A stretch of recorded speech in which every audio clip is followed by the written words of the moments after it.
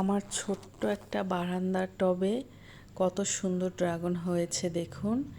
এর আগেও আমরা দুটো ফল খেয়েছি, মাঝখানে দুটো কীভাবে জানি পড়ে গেছে বা পাখি খেয়েছে জানি না।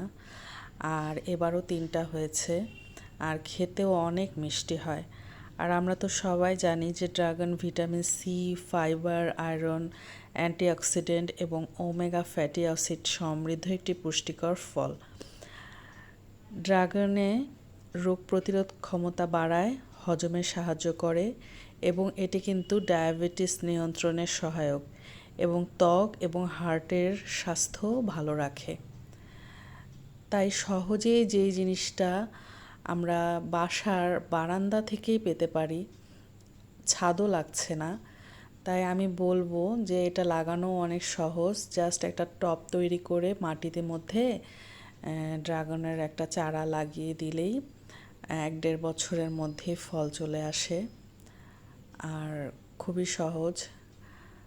আপনারা তো নিজেরাই দেখলেন যে আমি কত ছোট একটা বারান্দায় টবের মধ্যে এটা গাছ লাগিয়ে ফল পেয়েছি।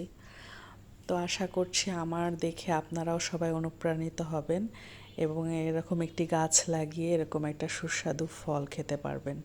সবাই ভালো থাকবেন। আল্লাহ হাফেজ।